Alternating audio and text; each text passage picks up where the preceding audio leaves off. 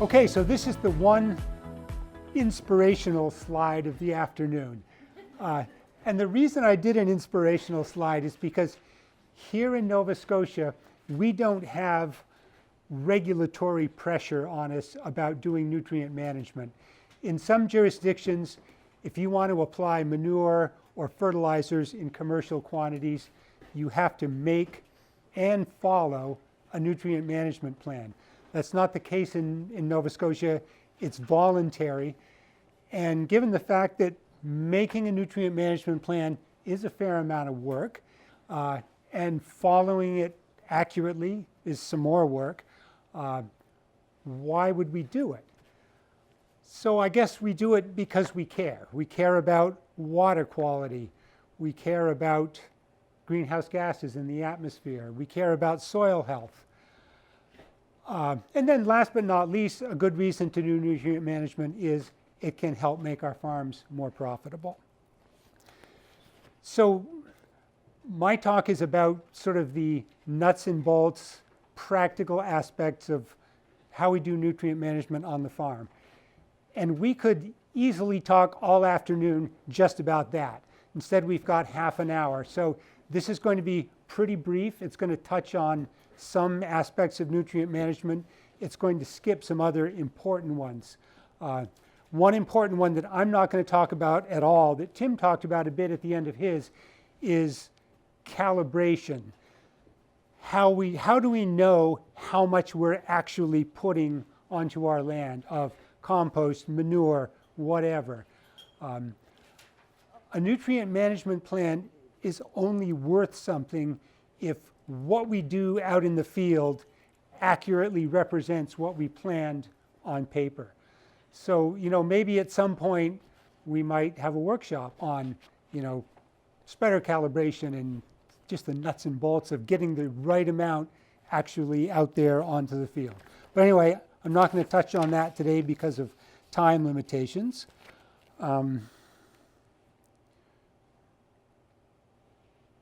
So on our farm, this NRCS guide, it's from the United States, so it's in imperial units.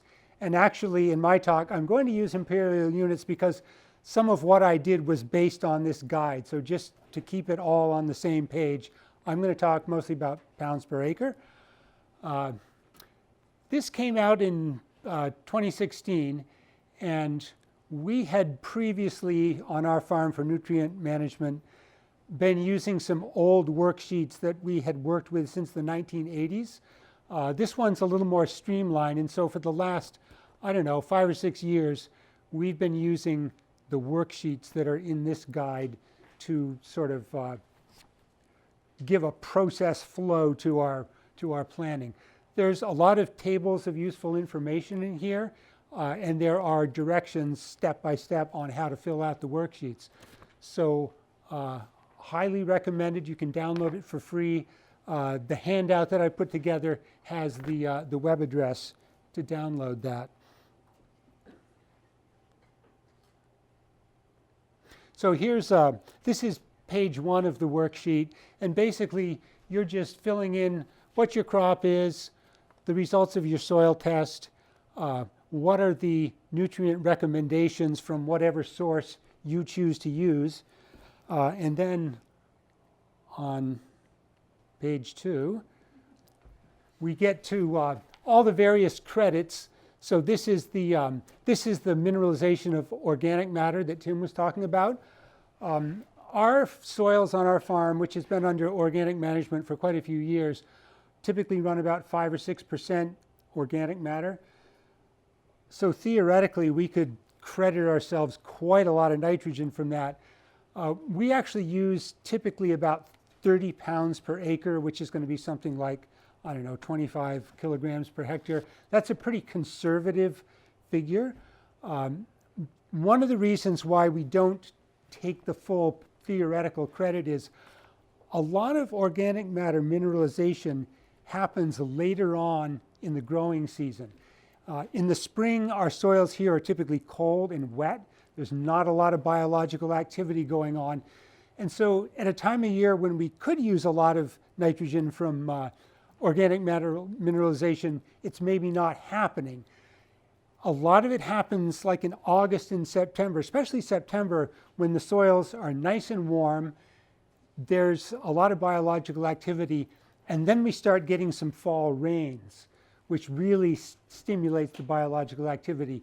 In July and August, when it can often get very hot and dry, the biological activity may slow back down again for a while. So again, at a time when in the growing season we could use a lot of nitrogen, we may not be getting it. And then it happens in the fall when the crop is pretty much done and it's not doing us so much good. So that's why we use a fairly conservative amount. And then probably, unless you're in a really intensive agricultural area, there probably isn't a lot of nitrate in your groundwater or pond water. If you think there's a possibility that that might be the case, you might want to get your irrigation water tested. If there's nitrates in it, you might as well take credit for it. If you don't, you could just be making that nitrate pollution problem even worse. Credit from a cover crop, other sources. So this was where you could allow for nitrogen credits or other nutrient credits, say from a manure or compost application from a previous year. And then you add here, you write in any manure, compost, things like blood meal or feather meal would go here. And finally, you add all those things together and you see what you're planning to add plus your credits, and then you subtract from that what your crop needs, and hopefully you come out 0, 0, 0 right across the line. In other words, what you're adding and your credits balance what the crop needs. On the first pass through, that almost never happens, and so then you start playing around with things, trying to get that balance as close as you reasonably can.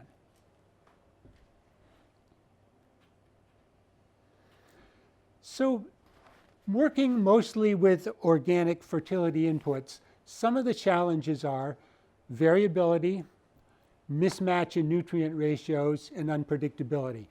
So variability, there's often a lot of variation between, say, batches of compost, maybe even within a given batch of compost, depending on how thoroughly it was mixed.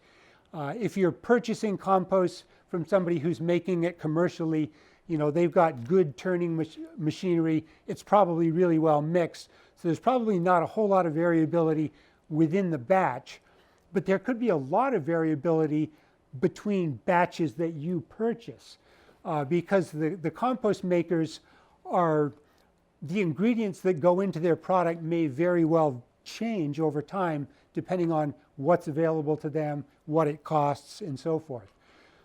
Mismatch in nutrient ratios, Tim talks some about this. A really common mismatch in organic inputs, especially compost and manures, is the ratio of nitrogen and phosphorus. When you make compost, you typically lose a fair amount of nitrogen as ammonia that just goes into the atmosphere. And so composts typically have more phosphorus than plants need in relation to the nitrogen. So in other words, if you apply enough compost to fill the nitrogen needs of your plants, you're very possibly over applying phosphorus. The same also happens with manures, maybe not quite as to quite the extent that it does with composts. So that's a challenge that can be dealt with, that has to be dealt with. And then the unpredictability, Rosie talked a lot about this. The availability of nutrients from organic sources is dependent on mineralization, which is carried out by microorganisms, and what they're doing on a given day depends a lot on things like temperature, soil moisture, things that we can't predict very far in advance, which means that we don't know for sure. If we make a nutrient application in the spring, we really don't know for sure what's going to be available, say, in June or July. So that's another challenge to deal with. Okay, so how do we tackle these? The answer to variability is testing. So if you're buying in compost, when a load comes in, take a sample, send it off to the labs, see what's actually there. When the next load comes in, sample that one. The compost test, I think, is $30-some maybe here in Nova Scotia.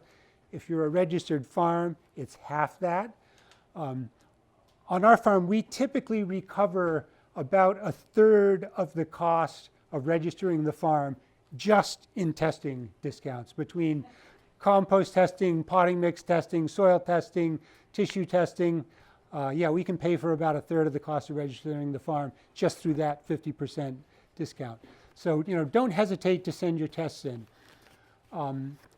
One other challenge with testing is getting a sample to send to the lab that actually represents what's there in the pile or what's there in the soil. So I think of that as the 1 in 2 million problem. So thinking about a soil test, you usually send roughly a pound of soil into the lab. Now, if you take an acre of soil, the book value for the weight of 1 acre of soil to a depth of 6 inches, which is typically how deep you're taking your soil sample, is 2 million pounds. So you're sending 1 pound of soil to the lab to represent 2 million pounds of soil out in the field. And that's a pretty big ask of that 1 pound. And the way to tackle that is to take lots of subsamples. So go out, take a lot of cores, mix them thoroughly together, and then take your 1 pound that you send to the lab out of that. Same thing with compost or manure, whatever you're sampling. If you're sending to the lab, take a lot of subsamples, bulk them together, mix them, send that in. Because again, if the sample you send doesn't accurately represent what's actually there, it's useless, maybe worse than useless if it's giving you false information that makes you make some bad choices. For the mismatch in nutrient ratios, so here's an example of a widely used and popular organic amendment that's got a pretty radical mismatch. So typically plants need about 5 or 6 times as much nitrogen as they do phosphorus. So here's an input that's got twice as much phosphorus as it does nitrogen. Now, just to be clear, I'm not trying to say that there's anything wrong with this product or that you shouldn't use it. I just wanted to point out that there's a potential problem there, and if you're going to use a product like this with a lot of phosphorus in it, you need to be keeping a really good eye on your soil test levels, because especially in greenhouse situations, the phosphorus can come up on you really fast. I know because I've done it. So to deal with the mismatch problem, first of all, do some nutrient management planning. Think ahead of time about what your inputs are going to be and how much they're going to add to the soil and how that relates to what your plants actually need. And if you're testing your soils regularly and you're doing the planning, if things like phosphorus or potassium start to get out of whack with other nutrients in the soil, you can catch that trend before it becomes a problem and you can start dealing with it. So if you've been using a lot of something like Neptune's Harvest in your greenhouses and you see the phosphorus starting to get out of hand, then it's time to think about some other alternative input. I think part of dealing with this the ratio mismatch problem is to have a bunch of different tools in your toolbox in terms of a bunch of different nutrient inputs that you can use, that you can select among to help meet the needs of your crop in relation to what's already in the soil and what the crop actually needs. And then finally, on the issue of the timing availability of nutrients, I think Rosie covered that really well. The calculator spreadsheet that she showed not only deals with cover crops, but you can also use it on things like blood meal, feather meal, alfalfa meal, or alfalfa pellets. So it's not just for cover crops, it also will help you calculate nitrogen availability from a bunch of other nutrient sources. One other tool for for keeping track of availability and what your plants are actually taking up is tissue testing. So tissue testing kind of gives you a perspective on nutrition from the plant's perspective, whereas the soil test gives you the soil perspective. The tissue test will tell you what the plants are actually taking up. One important thing about tissue testing is you get back some numbers, usually in parts per million of like there's, so many parts per million of nitrogen in the plant sap, so many parts per million of calcium. Those numbers only mean something in relation to some known standard that was developed through experiments. And it's really important to take your tissue samples from the right place on the plant. For example, with tomatoes, it's usually the 5th or 6th leaf down from the top of the plant. Take it from the right place on the plant and at the right growth stage of the plant. And the lab that's going to do that test for you will have information that tells you when and where on the plant to take the sample. And the reason that's so important is they calibrated the test results to relate to how the plant is doing at certain stages of growth. So if you take your sample at a different stage of growth than where they did their calibration experiments, it's kind of meaningless. So for the Nova Scotia lab, if you go on their website, this is one of the guides that they have. Tells you how to take it. Whoops. And also it will tell you for a given stage of growth and it leaves from a given location on the plant, there will be tables of what your parts per million of nitrogen, calcium, phosphorus, and so forth ought to be.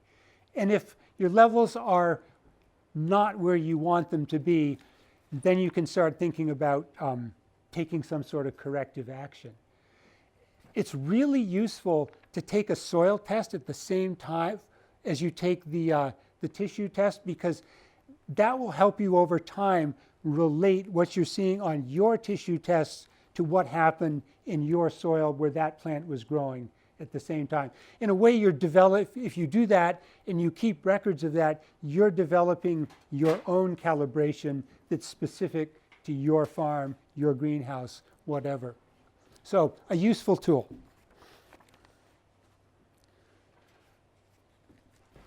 Soil has a lot of nitrogen in it. On a lot of organic or organic-ish farms, 5% organic matter is not at all unusual to see. That translates into something like 3,000 pounds per acre of total nitrogen. That's the nitrogen that Tim was talking about becoming slowly available through mineralization.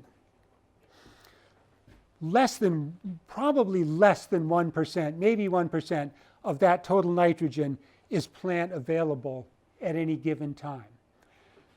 But that little sliver of available nitrogen, that's where most of the action is.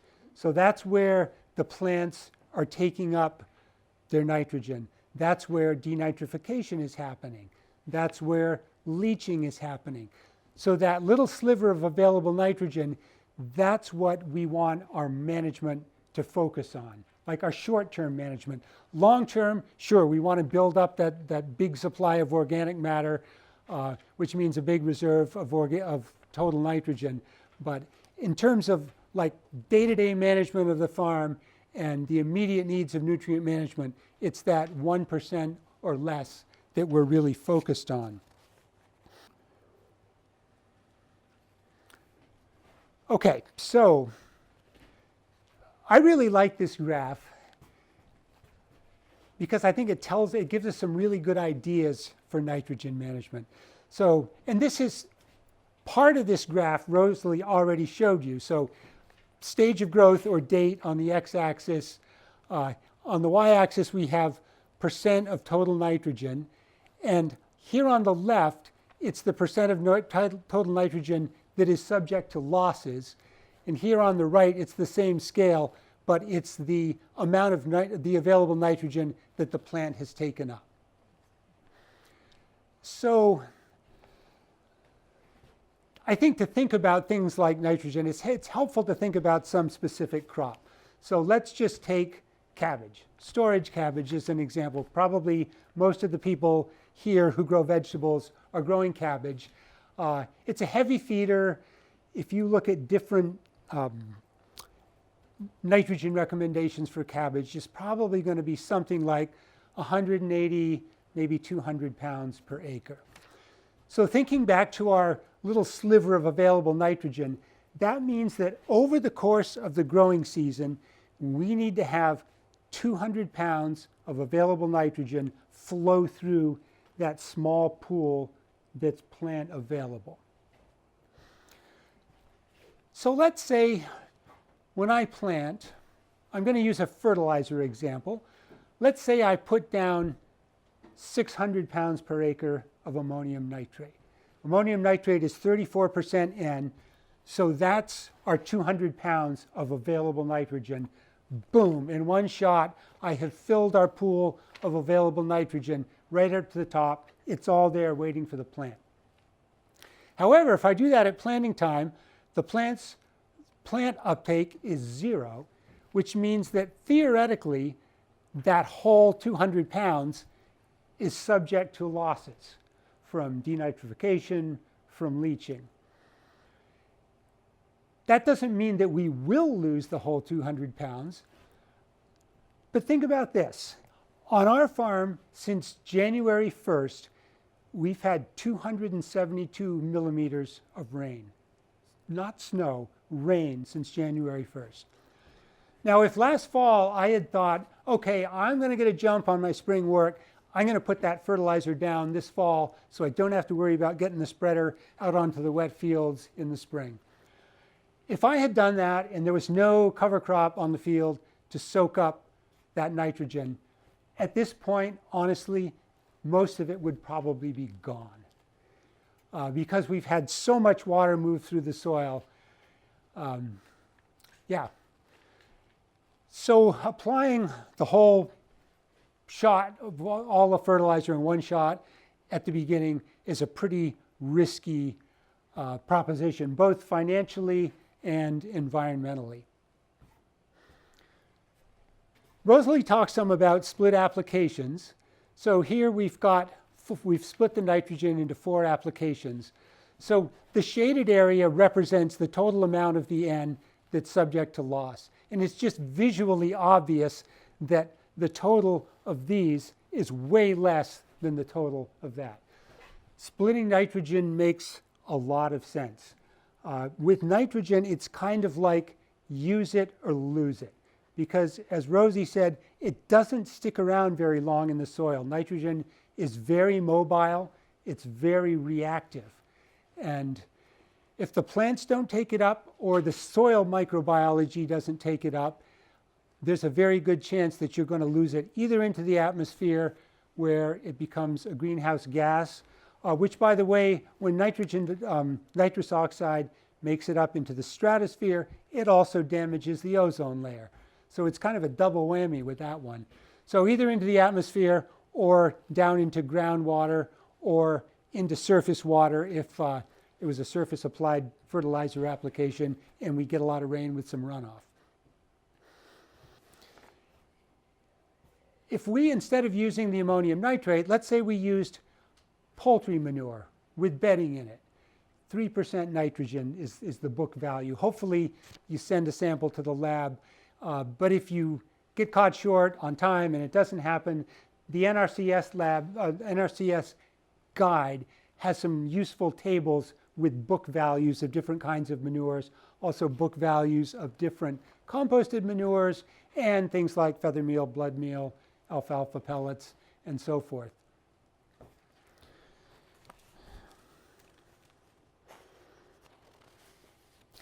So with the poultry manure, the nitrogen is going to be available more slowly, so will the phosphorus. And it turns out that it's a better fit, it's more of a slow release than the ammonium nitrate was. The only issue with it, again, is if we apply enough poultry manure to get the nitrogen we need, we're going to be applying roughly twice the amount of phosphorus that we need. If you're, say you just bought a rundown farm and you're building it up, phosphorus is really low. In the short term, that's great. If you need the phosphorus, fine, put it down. But do your soil testing, do your planning, watch the trends, and if you keep applying poultry manure over time, you are going to see the phosphorus start to go up. And again, that can become an environmental problem in terms of water quality. Another thing that I don't think has been pointed out yet, we've talked some about the mycorrhizal association with plants. There's a cost to the plant of making that symbiosis with the mycorrhizal fungi. And it happens that if there's a lot of phosphorus available in the soil, the plant kind of thinks, oh, there's lots of phosphorus. I don't need these fungi. I'm not going to give them the nutrients that I would otherwise be trading for phosphorus. In other words, a really high phosphorus level can suppress the formation of that mycorrhizal symbiosis. Helping the plant acquire phosphorus is one of the main things that symbiosis does, but it also helps with things like water uptake. So if you suppress the symbiosis, phosphorus isn't a problem because there's already a lot of it, but you're losing out in other respects like water uptake. There's also some evidence that the mycorrhizal symbiosis can suppress root diseases, so it can help with the health of your plants.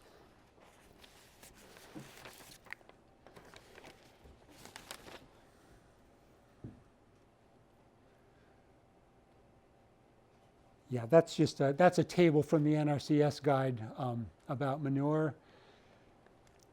So a couple of strategies for dealing with this imbalance between nitrogen and phosphorus, sometimes nitrogen and potassium in organic inputs.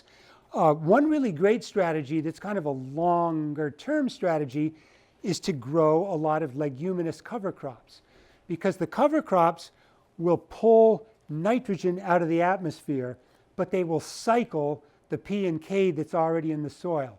So that's a way to get the nitrogen that you're going to need every year without continuing to build up other nutrients like phosphorus.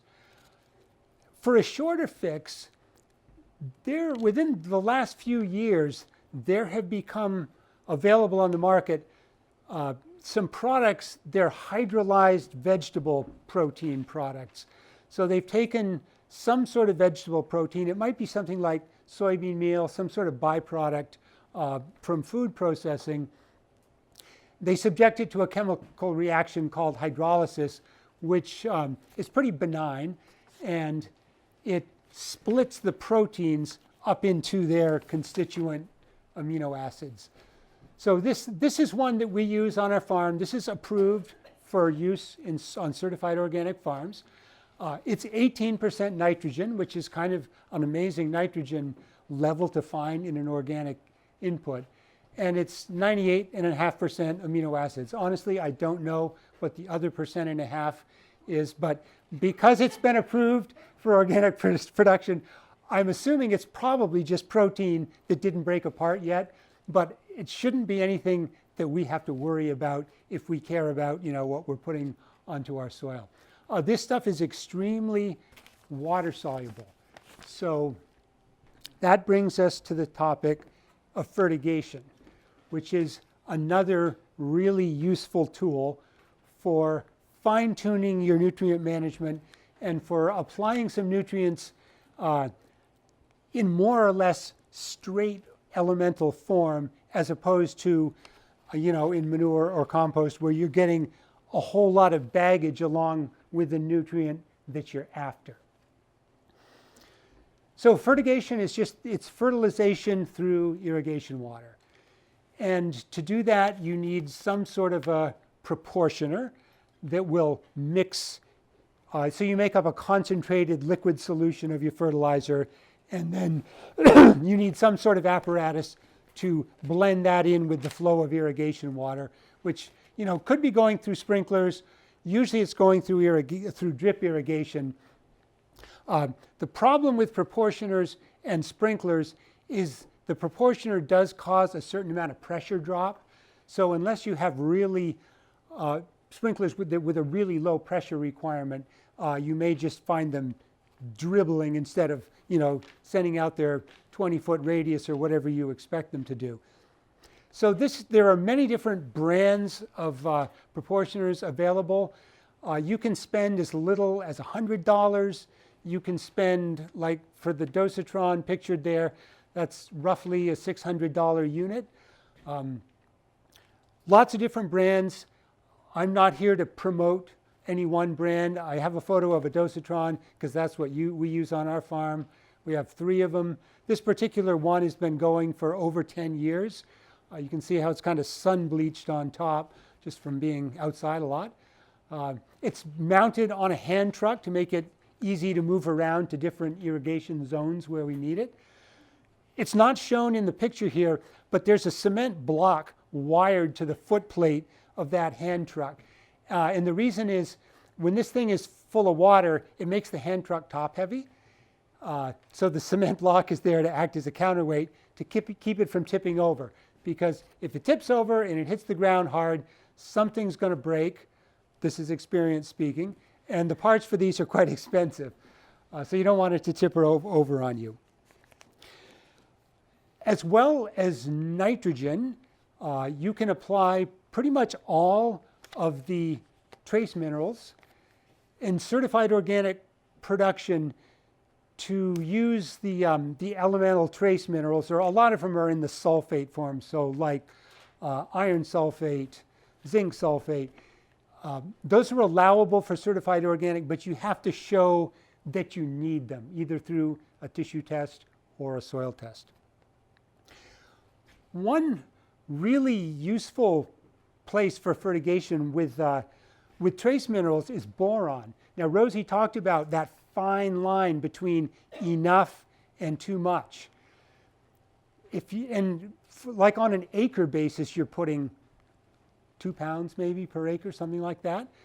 So let's say you're growing on a bed system, and let's imagine a bed that's 3 feet wide and 100 feet long, so 300 square feet. The boron requirement for that bed might be like a couple tablespoons. So in dry form, how are you going to distribute that over that 300 square foot bed? It's challenging. I mean, you can mix it with some sort of a carrier, and that's a possibility. Or you could mix it with water, if it's, say, soluble, or borax for that matter, and you could put it through your properly calibrated proportioner, and with several drip lines in that bed, you can get a really nice, even distribution. So good way to put down trace minerals. So fertigation really lends itself to split applications of especially nitrogen, that's the nutrient where we're most interested in split applications, because that's the one where it's easiest to lose if you put down too much. So this, here we're showing 4 different applications. On our farm on greenhouse tomatoes, we do more like 20 split nitrogen applications. There are a couple of reasons for that. With greenhouse tomatoes, the requirement for the balance between nitrogen and potassium changes drastically as the crop matures. When the crop is young, you favor nitrogen because you're trying to grow a big, strong plant. Once it starts to fruit, you actually need more potassium than nitrogen. And so that sort of fine tuning, although it's not essential to get a tomato crop, if you're going for intensive management, high yielding tomatoes, you need that steering between nitrogen and potassium, and lots of small applications is the way to do that. Another thing with greenhouse crops, aphids, anybody who grows in greenhouses has probably experienced problems with aphids. If you haven't, good for you. I congratulate you. Aphids really respond to nitrogen levels in plants. So aphids feed on the sugary sap of plants. They're awash in sugar. They're starved for nitrogen. And so if you fertilize your crop really heavily with nitrogen, there will start being some nitrate in that plant sap. And for the aphids, that just lets them make proteins more easily, which translates into growth, which translates into reproduction. So that's another good reason to do split applications, is you're able to manage to keep your nitrogen, manage it much more tightly. If you put the whole requirement down at the beginning of a long-term crop like tomatoes, at the beginning the tomatoes are just going to be awash in nitrogen, which is going to make them a lot more vulnerable to attack by aphids. So getting back to fertigation, there is a bit of calculation that goes into it, and we don't really have time to go through this in detail, so I just there are actually 2 slides, so there's 16 steps altogether to do a fertigation calculation. One thing I wanted to mention, Kelty, getting back to your point about how can you get some nitrogen to your crops early in the spring when everything's cold, nothing's mineralizing. So that 1800 is a useful tool for that. The reason I mention it now is there's 2 approaches to fertigation. One is the water, the irrigation water is the main thing. So how much water do I want to apply? So 1 acre inch. So that's 1 inch of water, the equivalent of 1 inch of rain over 1 acre. So that is an approach where the water is the driving force, and then you're tailoring the fertilizer to get and the timing of your irrigation to get the right amount of fertilizer into that amount of water. If it's a wet spring, the last thing you want to do is put very much more water onto your crop. So in that approach, the water is just a carrier for the fertilizer, and so your approach is to put on the minimum amount of water that will carry the fertilizer that you're applying into the soil. And with drip irrigation, you're putting that nitrogen right into the nutrient, right into the root zone, and this the amino acids they'll break down very fast, like within days, into ammonium and then nitrate, so that it's very rapidly available. Also, interestingly, so when I was in ag school back in the 1970s, we were taught that plants only take up nitrogen as ammonium or as nitrate. But within the last, 10, maybe 20 years, it's been shown definitively that plants can take up amino acids directly. So some of that 1800 is immediately available. The rest of it, amino acids the molecular structure is very simple. It's very easy for the bacteria to break them down, and so they will mineralize really fast. So a useful tool for that. 329. Okay. Whoops. Yeah, so that's just the second. Okay. So is it okay to mention the survey? Which survey? The post-workshop survey? Yes. Yeah. So Rosalie is going to send you all an online survey about this workshop, and you're going to have the opportunity to ask for the workshops that you would like to have. So like if you would like to have a fertigation workshop, just ask for it in the survey, where we can really get into the details of how all this works. If you would like to have a spreader calibration workshop, ask for it in the survey. Perennia wants to hear from you what you want to learn more about. ask for it and you will receive. And that's it.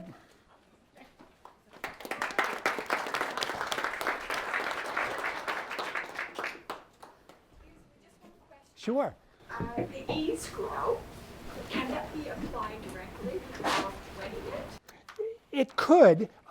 The amounts that you would be putting down would be quite small. It's also a really fine powder. It's like flour. So unlike something that's granular or pelleted, it wouldn't spread particularly well. But there's no reason you couldn't do that. You could just put it in the root zone, I guess. You could put a little bit in the bottom of each hole for transplants for sure, and there shouldn't be any issues with toxicity. You know, there's no salt in there, so it should be pretty safe for your transplants. So Talia, Jen, you had a question? I was hoping that you would be talking a little more about your fungal, like what you've learned about fungal associations and nutrient management. That sounds like a workshop. I'll put it in the do so. Yeah. But if you have anything quick. So what fungi hate are really high nutrient levels and tillage. If you are interested in promoting a healthy fungal component in your soil, be thinking about how to do less tillage and shallower tillage. One thing that I see a certain amount of on farms is what I call cosmetic tillage. So if you go to Chelsea Green and buy one of these books about organic farming that's full of gorgeous color photography, there's a certain famous farm in Maine that I'm especially thinking about. And like, there is not a weed in sight. There's not a single skip in any row of lettuce. You know, it's perfect. Is that reality? Maybe not. And there was definitely cosmetic tillage going on to have that 100% weed-free row. Now, I'm not saying that you should let your farm get overrun with weeds. Obviously not. But you know, we had some folks at our farm a couple years ago, and we were looking at a crop of head lettuce, and the heads were like within a week of being harvested. And there was chickweed growing. This was in the fall. There was some chickweed growing in between the lettuce plants. And somebody said, wow, how can you let that chickweed be there? And I said, look, this crop is going to be done in 3 weeks. Every one of these heads will have been harvested, and maybe that chickweed will be a couple inches longer. It's not setting seeds. It's covering bare ground. It's actually good that it's there as long as it's not competing with the crop and it's not setting seeds. But in the books that we read, we're presented again and again with this vision of perfection that makes no economic sense, and it does not make soil health sense. So don't do cosmetic tillage. And I know on some crops, like say you're going to plant a bed of salad mix, you got to have a bed of carrots, you've got to have a pretty good seed bed for those small seeds, right? So maybe you need to do some tillage, but you don't need to till 6 inches deep for that. You know, if you're using a rotavator or a spader, set it to go 2 inches deep. That way, yeah, you're messing up the fungal mycelium in that zone that you're tilling, but if there's this undisturbed zone lower down, there's a reservoir of undamaged fungi that can move back up into that root zone. So I personally, I know there are people who are doing 100% organic no-till in vegetables. Many of them are doing it by applying massive amounts of compost. Like they're basically using compost as a mulch and as the growing medium. And there are serious nutrient management issues with that approach. So my personal take on it is that tillage does have some place in organic management, but it's definitely something, it's maybe a necessary evil is a good way to think of it. And so think about minimizing it wherever you can. Can I just make a plug for bacteria as well?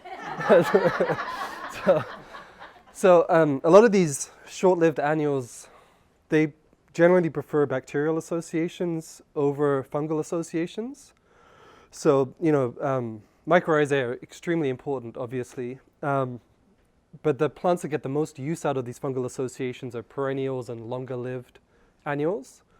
If you're just growing a very short-lived annual crop, it uses bacteria a lot more so to cycle nutrients than fungi. So there's a process called the rhizophagy cycle, which is a fascinating read. And I really implore everyone to have a look at that and value the bacteria in your soil as well. Yeah. There.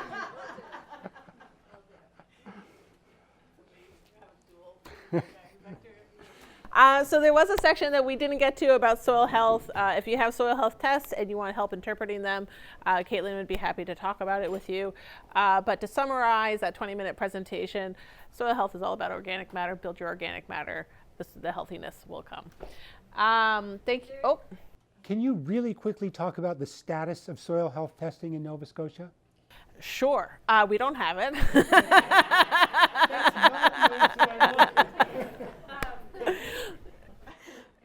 We could just look at probably the first slide that would tell you a lot of what you need to know. But there is soil health testing available at the PEI lab.